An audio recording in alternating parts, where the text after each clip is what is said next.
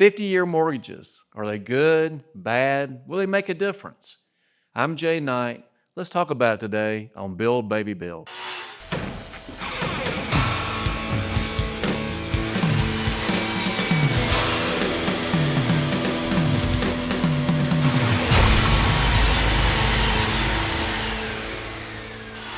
All right, we've got a special called meeting. I think it has some urgency about 50-year mortgages today on Build Baby Build. And joining me today are Lance Alexander and Biff Driver. And guys, would you, one, thanks for coming in such short notice. And Biff, could you tell us a little bit about yourself? Well, I've been in the business 25 years. Jay and I work together at Knight Homes, and now I'm at Valor Communities. His cousin, Chris Knight, and Scott DeBoard runs that. And very happy to be back in the fold here with the Knight family. And yeah, tough business right now. You know, we're selling houses. We just got Atlanta going. We got about 6 neighborhoods up and rolling. Had our first 4 closings last month, but definitely want to sell some more houses. So that's what we're here to talk to Lance about. He's our preferred lender over at North Star. We've worked together for many years as well. So excited to talk about some of this 50-year mortgage stuff. So Biff, you've been on-site agent for how many years were you on site? Well, of the 25 years, probably half of that was on site at least. And then since then, you've been in VP of sales. VP of sales for big builders. Yeah. Horton, DRB, Valor. Knight. Yep. Yeah, that's right. Lance, can you tell us a little bit about yourself? Sure. Appreciate you having me here, Jay. So, yeah, I've been doing mortgages for the last 18 years. I know it probably didn't look it, but started when the market crashed in 07. Grew with Knight back then. We actually got on board with you guys back in, I think, in 08 and really cut our teeth on hard loans, right? Because everybody had a foreclosure or bankruptcy in 2008, 9 through to about 2013. And every loan was hard, right? Every loan was tough. And we are starting to see that kind of pick back up now, right? But anyway, so 18 years experience doing mortgages, almost not exclusively new construction, but a lot. Very, very new construction heavy. Because we're creative, right? We solve problems, find solutions, and that's why we're working with Knight now. So, but yeah, I've been doing this 18 years, been trained by some of the best people in the business in the Atlanta market. Heavy focus on new construction. Of course, 2021, I guess, was heavy refinance. Everybody refinanced in 2021, right? The rates drop and everything. But we are starting to see some foreclosures tick up a little bit. Oh, no. Right? We're seeing a little bit, but it's a little overblown if you watch the news articles about what's going on. Because it's really isolated to regions, right? Heavily in like Cape Coral, Florida has like something like 11% foreclosure rates, really, really high down there. So it's really hot spots. Everybody thinks, oh, foreclosures are ticking up. And if you read the percentage numbers, well, if you go from 1% to 2%, that's a 100% increase in foreclosures, but it's still way below the historical average. Like we're still way under. Okay, good. So, good deal. Yeah. So guys, thank you for coming in. Really enjoy working with you guys. And once again, appreciate you coming in with this short notice. When I heard about 50-year mortgages, I was immediately excited about that. And so I'm on LinkedIn and Facebook, and I went and wrote up how excited I was about a 50-year mortgage. And then I was immediately slapped down by people who I respect. Yeah. And or maybe I used to respect. No, I'm kidding. I respect them. I respect them. Then Chris and I, my business partner, went to an event hosted by Zonda on Friday, and it had several hundred industry professionals there. And 2 of the moderators really were railing against 50-year mortgages. Then a division president of one of the larger home building companies in America, he agreed that 50-year mortgages were not the answer. So I leaned over to Chris and I said, where am I wrong? Because I don't really get this. And he doesn't think I'm wrong, and we're related. But I thought I'd better get some people in to talk about that. And from the mortgage side, Lance, to explain to us what it is. And then from the sales and marketing side, Biff, maybe, what impact will this have on buyers? And so, Biff, do you have any thoughts? This difference is going to be a couple $100 a month probably on your average price house. Will that make any difference? Well, and I saw the numbers from Lance, there's not a big difference in a 30-year and a 50-year that I thought. So it would not be as detrimental to the market. Like, you're not going to see a lot of these come back on the market and be another 2008, 2009. Right. I just don't see it being a systemic problem in the business like they're thinking. Like, if you don't have any money to put down, you can buy a house. You get 400 credit scores and all the things that got us in trouble in 2008. This has nothing to do with any of those things. So when I saw your numbers, which you're going to share with us, I took my fear away, and it makes affordability. I mean, big thing. The big thing now in home building is affordability. Absolutely. It's the lots are expensive, the products are expensive, so Rates are high. and then the rates Payments are are high, high. yeah. So this gives us a little relief for the home buyer on the monthly down payment. And when you said the average mortgage is 7.5 years, that's plenty of time to build some equity either way on a 50 or a 30. So, but I think when they hear your explanation of what a 50-year is, I think that calms the concerns. And to your point, Jay, I have no idea why they would rail against it so hard, like it's going to crash the market. Well, we'll talk about some specifics, feedback I got on my social media post in a few I minutes. saw. Yeah. Emotional people out there. I was thinking, how are we friends?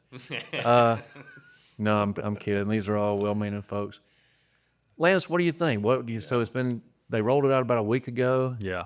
You're a loan officer, so what do you think? So obviously, the longer your amortization, the lower the payment. Clearly, right? You get to pay it over a longer term. Your payment's going to drop, and affordability is the number one problem we're seeing across the board, right? So the problem is that when we go to price these loans out, yes, you probably are going to save $150, $200 a month on your house payment. On a what? $350,000, $400,000 on our house. So it's still a first time payment. Yeah, the Atlanta MSA average price is $332, roughly in there. So yeah, still you're in a first-time homebuyer market for the most part, which is crazy to say, right? $350, $400 is first-time homebuyer, but that's where we're at. But no, so the concern with a 50-year, the benefit obviously is that you get $200 a month savings on your house payment. But what that does is it unlocks buyers, right? I know 200 doesn't sound like a lot, but there's buyers who need that $200 difference to qualify or not for their first home, right? So you will unlock some new buyers with that $200 a month. Now, it's not going to change people's lives, right? We're not talking about hitting the lottery by going from 30 to 50, but you will bring the average home buyer into the market who was out of the market. And in fact, the last stat I pulled was that the average first-time home buyer is now 40 years old. I saw that the National Association of Realtors last week posted that the average age of first-time buyer is 40. And the average age of all buyers, when you bring in second-time buyers and resales and things like that, you're getting upwards of 50 and 60 years old now. Think about that. Like, your average buyer is now a baby boomer retiring, right? That's because they're selling their home with equity and they're going to a smaller home, or they're downsizing, something like that. But that's not a healthy market. We're not functioning the way we should function, right? The average first-time home buyer needs to be low 30s, maybe even high 20s, right? But we're just not in an affordability market for that right now. I think in 1992, the average age of first-time buyer was 28 years old. Yep. Wow. And those rates were 8%, Yep. I believe. Yeah. Okay. So some of the pushback I've heard is home ownership isn't for everyone because, well, I was comparing, I kept seeing these people comparing the interest paid on a 30-year mortgage compared to the interest paid on a 50-year mortgage. That's right. If you run that out 50 30 years and 50 years, It what looks does that, terrible. What does that look like? Yeah, it's awful, right? You're going to pay something like 30 or 40% more interest on a 50-year loan than you would on a 30-year loan. It's a no-brainer. You would never take a 50-year loan if you can afford a 30-year loan, right? You're just going to pay that much more interest on the house. But I think the point that everyone doesn't think about, or the point that really matters here, is that you're not going to hold that mortgage 50 years. You're not going to hold it 30, right? The average homeowner owns their mortgage for roughly 7 to 8 years, right? Somewhere in that range. So it's kind of irrelevant to even look at the interest beyond that point, because you're not going to have that home. You're either going to sell it or you're going to refinance, right? So it's kind of pointless to calculate all that out. Yeah, if you want to run that simulation, that's fine. But I don't know many people who've owned a mortgage for 30 years and never refinanced it or never sold their house. Very, very uncommon, right? Right. So you can't look at the analysis in that way. You have to look at it as a 7.5-year break-even time, right? You got to look at it from its perspective of, well, if I do a 30-year loan, yikes, my payment is going to be X, which is a couple $100 higher than I'm comfortable with or can afford, But if I take a 50-year loan, I can save a couple $100 a month, right? Now you have to look at your equity position because you're going to pay down that principal a lot slower on a 50-year than you would on a 30-year. In fact, I did some rough math on it. In 7.5 years, you're going to build up about $33,000 in equity on a $332,000, the median Atlanta MSA home price. You're going to build about $33,000 in equity over that same 7.5 years. Right. But on a 50-year loan, it's significantly less. You're only going to build about $7,700 worth of equity over the 7.5 year time. So it's a lot less equity, but people forget to add in the number. Remember, you're also saving $100 to $150 a month by taking that 50-year loan. You have to add that too, right? So think about $100 a month. I'm just going to the $109. That's roughly the calculation I did. You're going to save 10 grand in payments over that same 7.5 year period. So the difference is that between 33 and 7, the difference is between 33 and 17. Yeah, exactly. All right. And then there'll be appreciation in the asset, right? And we haven't even talked about appreciation, right? Yeah. So over that same period, assuming 2% appreciation, which is technically on the low side, technically it's 3 to 5. But if you want to argue that, hey, we're already kind of high on prices, we're probably not going to see that much appreciation over the next few years, then I'm going to go below the average. I'm going to say 2% appreciation. Now you're talking $64,000 potential appreciation over 7.5 years, right? On that same price, the 332 sales price, right? And that's for the 50 year. Yeah. Well, it really doesn't matter. The appreciation is going to happen whether you have a 30 or 50 year. It doesn't matter. No, you're right. That's the same so realize the same appreciation. Correct. The 50-year guy got to get it for less money. Mm-hmm. Now he didn't build as much equity. He didn't build as much equity. Right. And if he keeps it 50 years, he's going to take a bath on interest, right? Because he's just going to pay 20 more years. So if he sells the house in 7.5 years between what he paid down in equity and what he gained in appreciation, He lost about 15 grand. and he's got about $80,000 in his pocket. Sure. Yeah. So Biff, what's the downside? Well, I don't think there's a downside because when you pay interest, it's front loaded. Absolutely. Right. So your first 5 years is the first 5 years. So it's not gonna change a whole lot as far as your equity. You know, so your first 5 years, the equity is where your appreciation's coming from, not from the loan. That's right. So personally, I can't imagine not buying a home. I've purchased 5 homes in my life. And each time, And you paid them. You're 150 years old, and you paid off all those 30-year mortgages. yeah, I'm 220 years old. One after I another. look, You look great, bro. You look great, Biff. a little gray hair, but I used to have gray hair. you still got some. It's hanging in there. So my first house, I didn't make a whole lot of money, but I learned a lot.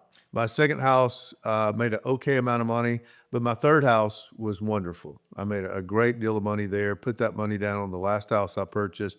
So I was able to build equity and put it down on the next house and have a less of a loan, maybe a bigger house, but less loan. And then the interest rates for me came down, you know. So I do think in your lifetime, you're going to see, you know, higher interest rates, lower interest rates, and you can take advantage of it, but you can't take advantage of it if you're not in the market, if you don't have equity, if you're not building homes or buying resales, whatever. You got to take advantage of that. Most people, I mean, the most money I've ever made is on the sale of real estate. You know, if I hadn't have done that, I wouldn't have, Real estate makes more millions. you know, than anything not else. that I have a whole lot of money, but what I do have is from purchase and sell of real estate. That's right. You know, and I'm biased, obviously, I'm a home builder, but the money speaks. And I know a lot of my friends that are more conservative than me, they really, you know, they built every time and sold, built and sold, built and sold. And being in the business, you know, we do get some discounts and stuff, and they've had paid for houses for years. You know, they pay them off and then use that money. If they want to get a little bit of money to do something else with, they could always get a line of credit. But that's my opinion. I can't imagine, these guys that talk about buying real estate, you know, is not a good thing. I just can't imagine. I don't know. I don't understand that. That makes no sense to me. Just show me the math and I'll believe you. I don't think anyone's trying to be mean by denying that. I don't think they think it to the end that there now are a group of people that are living somewhere. Yep. They're either renting or they're living with their parents or something.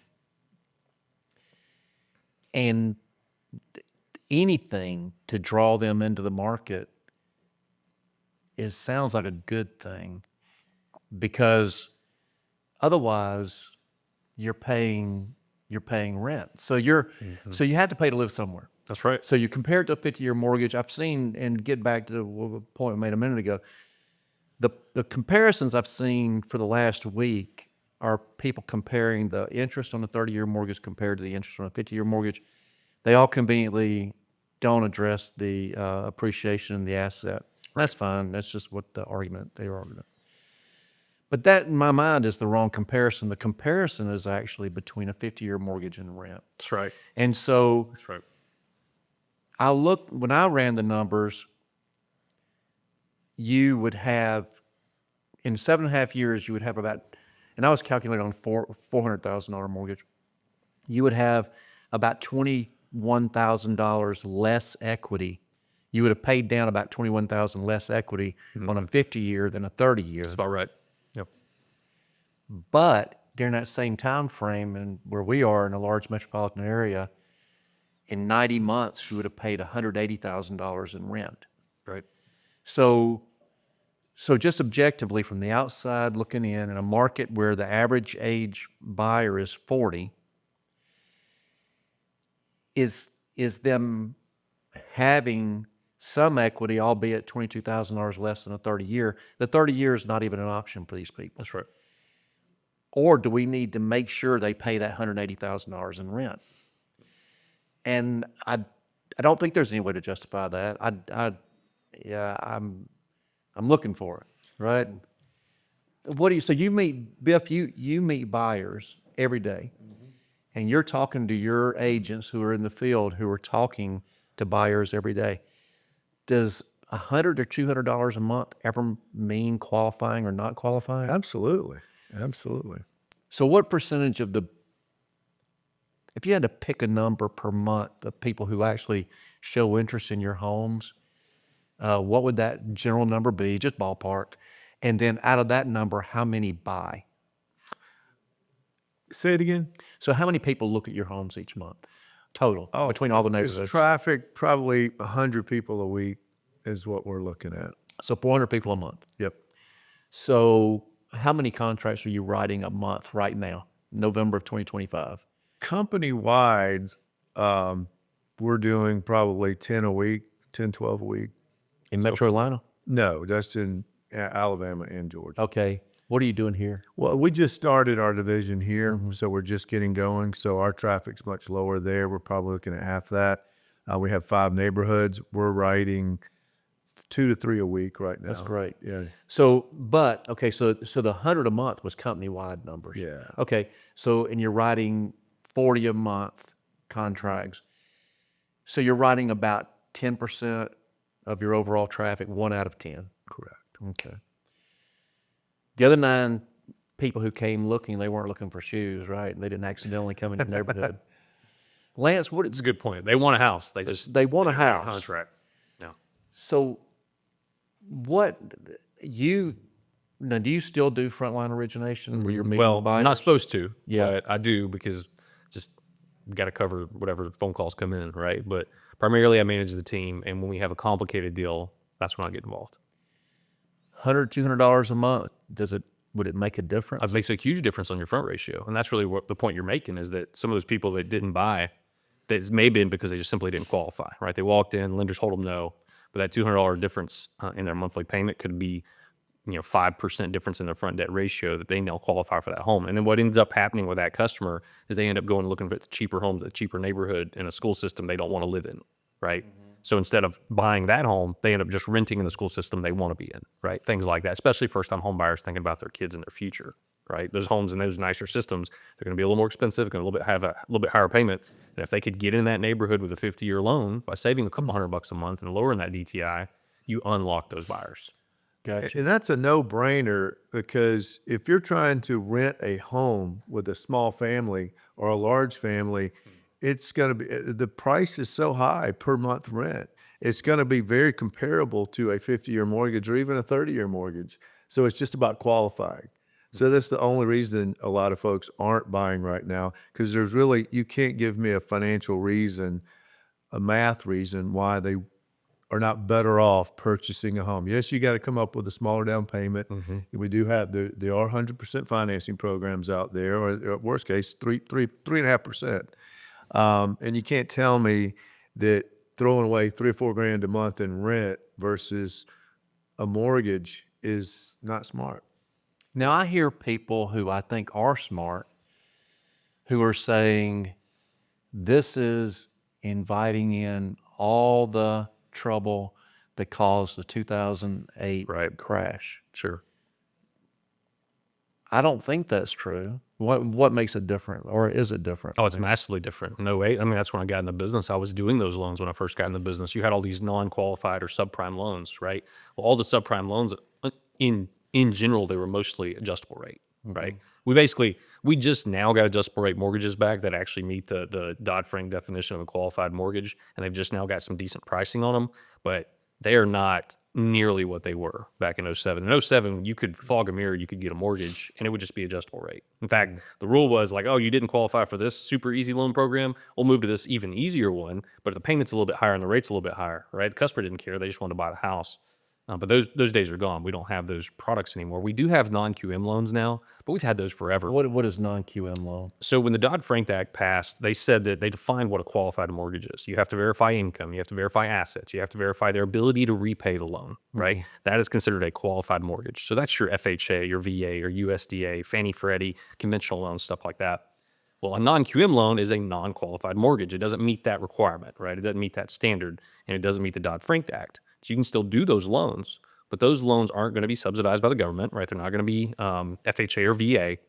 You're going to typically have to have 10 to 20% down to do a non-QM loan. And that's really the hazard the moral hazard you eliminate by offering non-QM loans to those people is who's going to walk away from a home they put 20% down on? They got real And that's for an entrepreneur, owns a business, hasn't quite been in business long enough, and they can put cash down, but they can't do all the income verifications. Or like a DSCR loan, those are real popular. What is right that? now.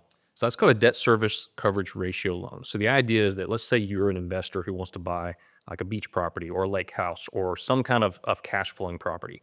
Well, a DSCR loan, or you can be a long-term rental too, right? So a DSCR says this. It basically says, hey, if you buy this home and the mortgage payment is $2,000 a month, and it rents for $2,000 a month. That's the market rent. Well, you have a 1.0 debt service coverage ratio amount, right? So your rent is your payment's $2,000. You're going to earn $2,000 in rent. It covers itself. Now, let's say it would only earn $1,000 in rent. So you bought a high-priced home that you're not going to get that much rent for. Well, that's a 0.5% DSCR loan, right? That typically doesn't meet the demands of that non-QM loan. Most DSCR lenders want you to be at a 1.0, right? Now, if you can rent for more than that, that's even better. But here's the benefit of a DSCR loan. Because the property covers its own cost, you have no income qualifying now. The property literally is a self-sustaining business.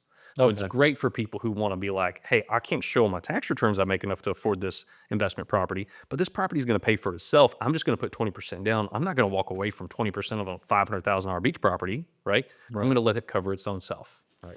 Well, yeah, those all sound good. Actually, I may want to talk to you about that later. But so, Biff, do you remember negative amortization loans? Oh, I do. Graduated payment loan? Pay option arms. Yeah. I remember it all. I got the business in 2000.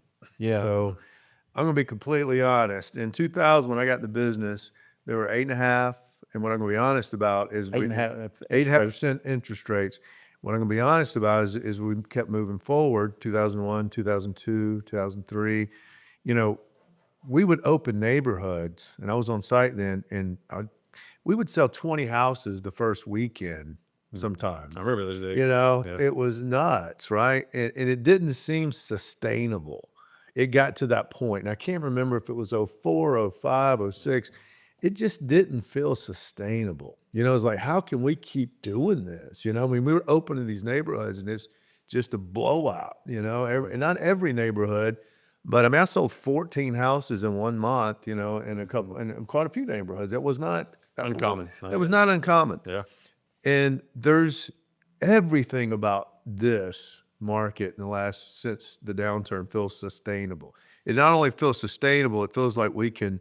We should be able to move forward from this. So I certainly don't believe a 50-year mortgage. You still got to qualify. There's still stringent Yeah, yeah. guidelines. It's a qualified mortgage. You have to have a job. You have to have down payment. Yep. Unless there's some special financing for that, which is still nothing that we're doing or presenting Right. is going to change the sustainability. Correct. The qualifications. Makes sense? Yeah. Yeah, we're not going to all of a sudden have every neighbor, if it's a hot neighborhood, we're going to write 30 contracts the first weekend. That's not going to happen, you know? And we all learned our lesson to where we understand we've got to keep this, you know, we got to keep the, you know, the, what do you call it? The fenders on it. You know what I mean? Yeah. So when 07, 08 happened, I'm picking this number out of the sky, but I think I'm right. I think there was about 70,000 building lots on the ground. Yeah. And there were, tens of thousands of houses. And so when when these arms began maturing that's right. and people they didn't have, they were upside down in their houses and they were letting the banks take them back and then the banks fire sold them. Well, then that drove down the value of everything immediately. The difference in the market that I see today is there is no supply. Oh, we're way under supply. Yeah, It's not close. I was talking to an analyst last week who said, I was thinking we were delivering 15,000 building lots per year in Metro Atlanta. He said, it looks like we didn't deliver 10,000 last year. We need 35,000, and it doesn't look like we'll even do 10 in the next 12 months. And so just in these 2 years, we're 50,000 behind. Now, there are houses out there on the market, but because of the requirements the municipalities place on those houses, they're so expensive that they're not selling. They're not flying off the shelves. We're not even able to offer anything under $350 hardly. It's very, very difficult. So anyway, we don't have that sort of same oversupply that we had in 08. We're undersupplied, so we're safe there. We're not doing negative amortization loans. This is not what this is. Right. So that's not what that is. So when a person rents, what percentage of their rent do they get to deduct from their taxes? Zero. Zero. Zero. Okay. Yeah. Zero. So, and what percentage of their rent do they get? I mean, their mortgage payment do they get to deduct? It's going to depend on their tax bracket and how they file their taxes, but yeah, it's tax deductible. Usually around 30% of the interest, right? Depends on their income, but yeah. And then the property taxes and all that. So I had one person that told me that all you are is making people rent from the bank. You're renting from the bank. Why is this different than renting from the bank? Oh, it's massive. It's massive difference. So I actually ran an analysis on that. When you think of the rent you would pay over that same 7.5 year period, say you didn't buy that home. So let's say you only qualified for a 50-year mortgage, right? And instead of getting that 50-year mortgage because you were told, hey, that's just renting from the bank, you actually rent from a landlord instead. Okay, fine. Well, the rent you're going to pay for the average home in the Atlanta MSA is $2,300 a month, right? So over 7.5 years, 90 months, you're looking at $207,000 in rent paid. Okay. And you get none of that back, right? You don't get any benefit from that rent except you got a place to stay. Well, you get a place to stay if you get a mortgage too, right? Like you get that benefit as well.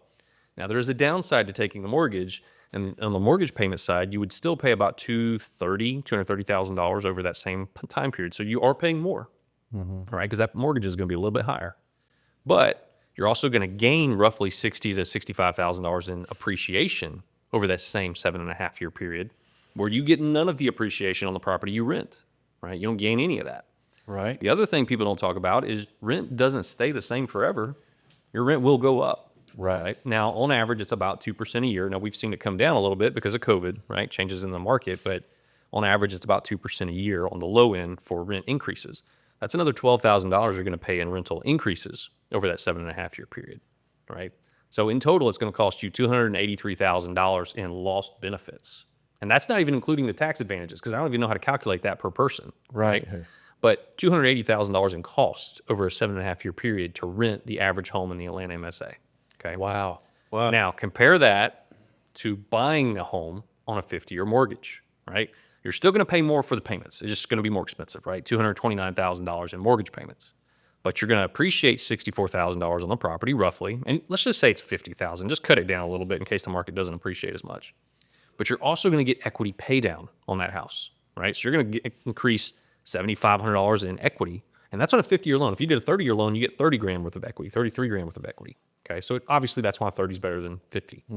Now, your total cost of owning a 50-year mortgage on that same 7.5-year period is $157,000. Okay, but your total savings compared to rent is $126,000 in your pocket over that same 7.5-year. Wow. Right. By the time you include the equity that you would gain, the appreciation you're going to gain, I haven't even considered tax advantages because it's so nuanced per person. It's hard to know what you would gain from that. And do you need the tax rate? And that's on a 300. That's the average median price in the Atlanta MSA, 332 roughly. 332. Wow. Yeah. Now appreciation is a big part of that, but still, But it's real. it is.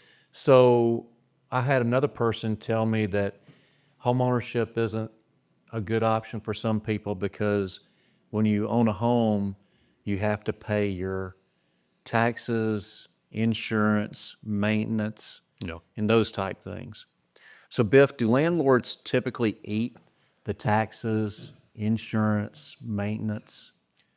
Absolutely not. That's when you're going to have an assessment and then they're going to raise your rent. And the rents, from what I find, because we do look at rents when we build, when we do our CMAs, and we look at rents, especially when we're building townhomes, we want to see what those apartments are renting for. And an apartment for a family of three with 3 bedrooms, I mean, they're $3,000 a month. It's $3,000 a month, and that's in South Atlanta. I can't imagine North Atlanta has to be, in upwards of $4,000 a month, and that money's gone. So So you mean the landlord doesn't just, absolutely not. he doesn't have the goodness of Out of his the heart? goodness of his heart, yeah. Yeah, he doesn't. I would be renting if that was the case. No kidding. No kidding. Okay, so that was 2 things. One, I got a few, greedy developer wanted to bring more people in the market.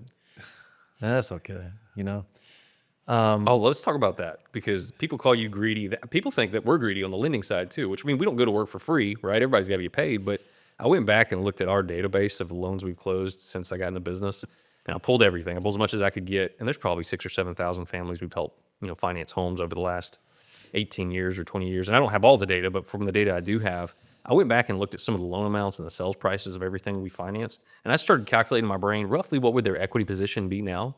I bet just in the Atlanta market, I bet we've added $1 billion worth of people's net worth. billion It's got to be dollars. close to that. It's got to be close. The net worth of, But some of that was people bought in 2011. Their homes have gone up 3 times, right? So, but it did. yeah, That's real. that's right. That's And really think about cool. how much you're changing people's lives by putting them into a mortgage, right? You can call me greedy all you want. You can call a builder greedy all you want. The fact that you put them in a piece of real estate, let them pay that thing down over time versus renting. I mean, I just showed you in the 7.5 years, it's a $120,000 difference in your net worth, right? Like And so why would I don't we- feel bad about being a mortgage No, lender, right? I feel no. And when you're saying that, my kids and people that listen to the podcast have heard me reference my own kids all the time because they're in that wheelhouse. They're 29, 31, 34, and 35. Young, they're out having babies, and we got, praise the Lord, we got 9 grandkids. yeah. The idea that the average age of a home buyer could be 26, 28 years old, but in reality, it's 40. For that first time home buyer, yeah. So your working life, maybe you start working when you're 20 years old and you work till you're 65. So there's 45 years that you're a working adult and you could own a home. Because of the reality of our market, whoever's fault it is, whatever it is, that person is now not buying a home until they're 40. So we've taken, and let's say they're going to live to be 80. So they've got a 60-year window where they can own a home that they live in. We've taken a third of that.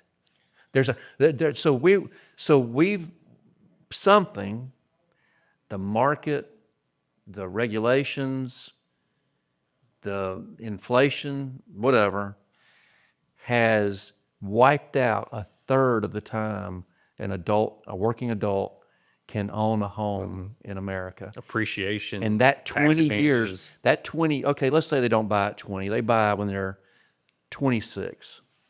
That's what it used to be. So in that 14 years, they could have built up a couple $100,000 in equity. I mean, just in the 7.5 year period, we estimated 120 grand worth of savings and versus they'll, renting. and then they're going to chew through. They're going to build at a faster clip that Because next 7 years. That's right. The principal pay down goes up. Yeah. Wow. That's criminal. Yeah. You know, I don't know who the criminal is, but I know that The lack of education clearly is criminal. Yeah. right? So, Yeah. man, that's a tragedy, I mean, and we're living it today. Yeah, it's very sad. Thinking I bought my first house, I purchased when I was 30, 31, and I was late at the time. I'd had friends that had already, but now I would be very young. But you're right, it is criminal. But builders get the bad rap all the time saying, you know, we make too much money, we're greedy. There's nothing guaranteed. If it costs us $400,000 to build a townhome, a home, whatever, there's no guarantee we can sell that for That's right. $425 Taking or risks. 401. We may be able to sell for $389. If we don't do our math right, there's no science to building homes. We do our CMAs and we try to figure it all out and look at the market and, you know, forecast. But at the end of the day, that first sale, you're waiting on that appraisal, and you're just praying that the appraisal comes back. So the margins are very sharp. Well, they're right really now. thin right They're now. thin. So the idea that we're just in it, you know, obviously it's a for-profit business. You know, profit's not a four-letter word. You know, it's comical that, you know, I wish I made as much money as people think we do, right? Yeah. I'm going to say something that's shocking that I don't even know if mortgage lenders are going to respect me after I say this, but the more I've thought about the 50-year loan, the more I've thought that what would actually be more valuable to the market, again, not very popular opinion, but is an interest-only mortgage, right?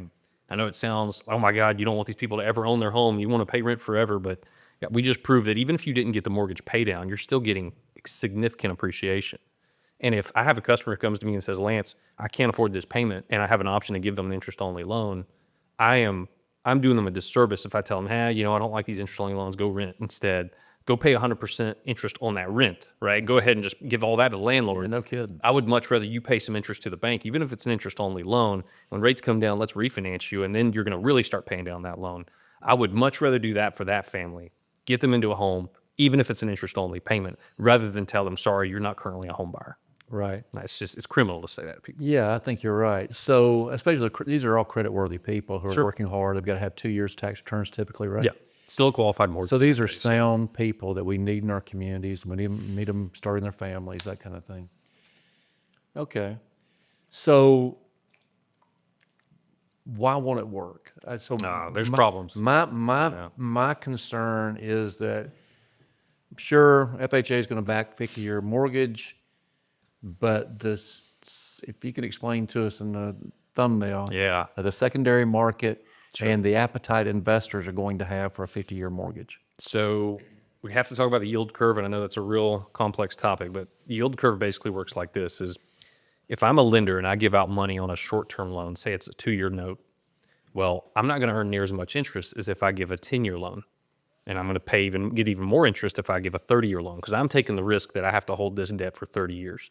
Now, if I'm taking a 50-year loan, I better get even more interest, because what if rates go sky high and I've promised you a 2% rate for 50 years, right? In fact, I don't know if you remember back in 2021, do you remember Silicon Valley Bank going under?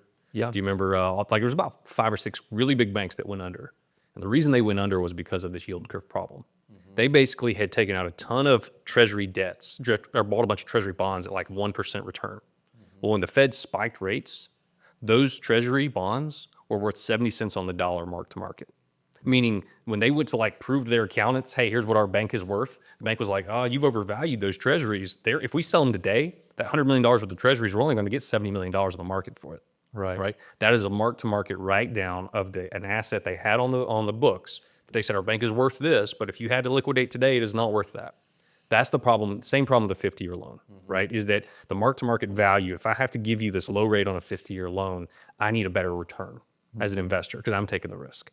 So the concern is that 50-year loans are going to require rates that are so high, you're going to have the same payment as a 30-year loan.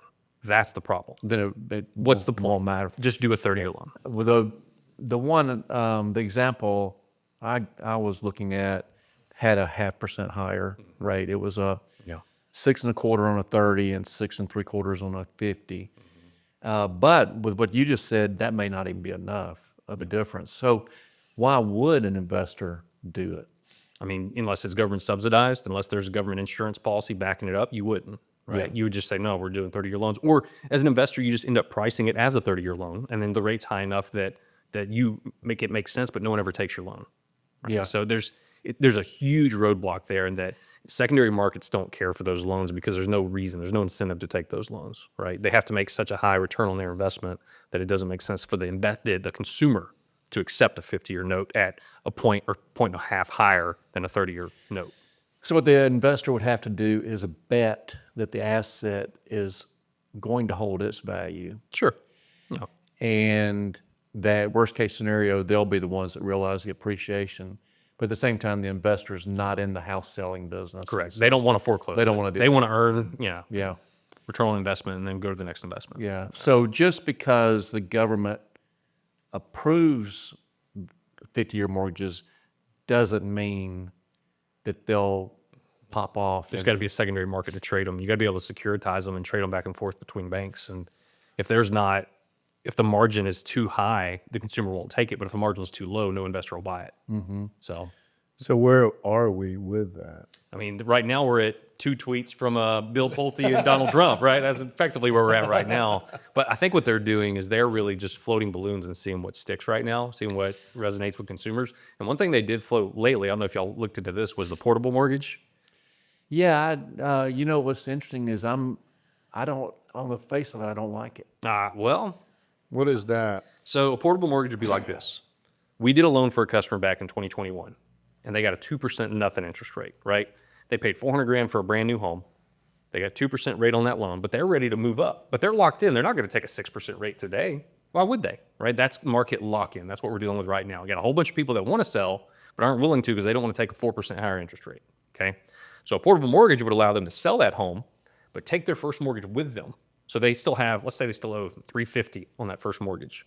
They take that to start go finance the new property, right? But then they go get a second mortgage to cover the difference. Let's say they find a $500,000 house. So now they got to get another $250,000 from the bank. So now they have 2 mortgages, right? At least that's what how we believe it's going to work. Right? They haven't even given us the details yet. But the idea is that if I can take my 2% mortgage with me on $350,000 and compare it with a 6% mortgage for $250,000, well, now my blended rate is somewhere in the middle, right? Over the whole. So you're bringing this mortgage, which is essentially a coupon, Correct. Yeah. for however much of the sales price you have left on that mortgage. Yeah, the remaining balance. That's right. Right, and the remaining term. Yep.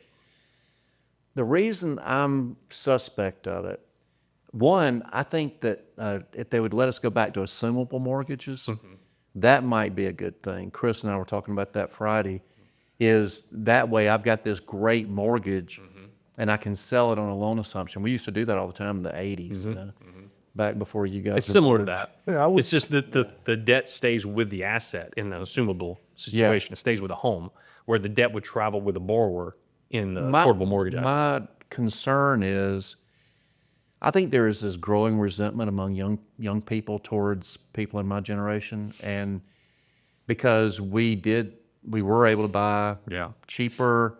The prices of our homes were about twice our income, 3 times our income. Oh, it's almost 7 times now. Yeah, now it's 7 times their income. So if you allow me to take a 3% mortgage and take it with me, then I sell it, the person I sell it to is going to get a 6.5% mortgage on this new house. I think the disparity between the haves and have-nots It's even worse, you're saying? gets a lot worse. Yeah, I didn't think about that. And it now I understand it creates movement in the business itself, and that disparity may not matter because this person still gets that 6.5%, still gets that house, and the benefits to that is that the person who would sell a there's not many $350,000 houses on the market, Right. but there might be if you allow these resales to occur. Absolutely. People who bought houses from us for $170,000 might sell for $350,000. So it could create movement in the market. And the fact these younger people are more resentful of these people that have this lifetime guarantee to a 2.5% mortgage, maybe that doesn't matter because what really matters is the fact that they get in the home. Sure. You know? Biff, you mentioned townhomes. Seems like we have some great townhome neighborhoods and they're doing well. But it seems like the appetite for townhomes has softened a little bit. Is that what you're recognizing as well, or maybe it's just what I'm paying attention to? Well, I think the amount of townhomes that are available are is a little heavy right now compared to what it was. A townhome used to be the affordable option, Yes, but the average price of a townhome is in Metro Atlanta now is over 400,000. New townhome. 300. Well, and in South Atlanta, Well, it's- overall Metro Atlanta Southeast is probably around 4, isn't it? yeah, it's a lot. So it's affordability first of all, and we've got quite a few townhomes up. So that you got to take that into effect as well. And where you kept it under $300,000, you're doing pretty well. If we can keep it below 3, we keep a good pace. Yeah. So that tells you right there, affordability is probably 80% of it. And I know for a fact, because I'm involved with one of those projects, is the margins are almost non-existent. Yeah, it's terrible. And we move homes, we get people Yeah, in homes. absolutely. We have people that need to work and build, so it's a good thing. Yeah. Lance, do you? See, we're not greedy. No, no, that's right. That's right. So the portable mortgage is one option. The 50-year mortgage is why we called this special meeting of the He-Man Mortgage Hater Club. But this is not holistic housing policy. This is, the way I look at it is these are just levers that we can pull. Do you remember when there were a lot of people running for office a couple of years ago, and they were talking about opportunities to produce energy, and a lot of people said all the above: do wind, solar, nuclear, coal, everything.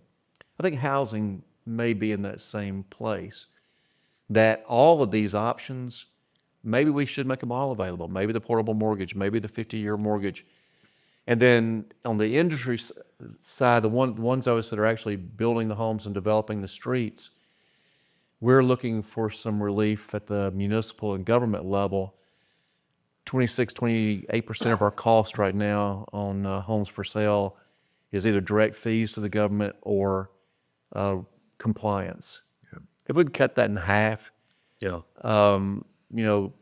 perhaps that'd be the 10% relief on the price of a house. I'm talking $80,000 to $100,000 on a $400,000 house. Yeah, Unreal. yeah, And that's just red tape costs. yeah. And That's it's not, it's not a nicer house, right? It's not, no, and it's only been like this for the last 10 years. And when you drove here today, you drove past a lot of houses that were over 10 years old.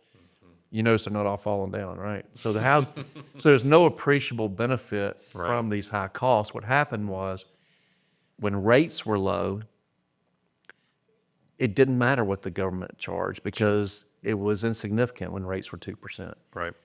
But when rates got up and affordability became an issue the last couple of years, and we all have trimmed our margins down to nothing and just trying to keep the lights on and keep moving, the elephant in the room is that 26, 28% that cost with the government. Now, we're not writing them a check for that amount of money, but it's permit fees, it's tap fees for water and sewer, it's impact fees, it's different compliance with stormwater management. There's a wide variety of things, and it's just pretty extraordinary. So, guys, is there anything else you'd like to say about this? Well, I'm not looking for the government to help me. I'm looking for the government to not hurt me. So it seems like everything is reactionary. What we're hearing is the 50-year, which I think will help. Portable, that could help. But again, it seems reactionary to me. I think that there needs to be a concerted effort from our politicians to dig into this deeper and listen to our concerns about affordability, all the way from the dirt all the way up to the roof. That's my opinion. I think you're right. What you thinking, Lance? I mean, we have a massive affordability crisis. That's not even in question. The question is how we're going to get out of it, right? What's our next move? What are they going to do? What is the Fed going to do, right? Ultimately, rates are high. They got to get them down, right? But inflation is about to be a problem if they get it down too fast. Now, the last two Fed rate cuts, we saw mortgage rates go up. Yeah. Yeah, let's talk about that. So, yes, the market assumed a rate cut in October. They just knew it was coming. The market was too obvious. Rates were too high. Inflation had come down, right? The employment had gotten worse, which is a sign that you need to bring rates down. So the market pre-priced in that rate cut. In fact, it slowly drifted into the market over a few weeks before they actually cut it. So the problem is that same day they did the rate cut, Jerome Powell got up and spoke. And what he said was not encouraging for a December rate cut, because when everybody sees the rates get cut, they're not looking at today's rate. They're looking at the forecast. Like, what are you expecting over the next? Because they had already digested that one. Correct. And he got up there and basically said that we're arguing amongst ourselves on the Fed board over whether or not we should do another rate cut. And the whole market, before that meeting, had assumed a 90% chance of a rate cut in December. And that got cut to a 40% chance. So they just pumped the brakes on everybody.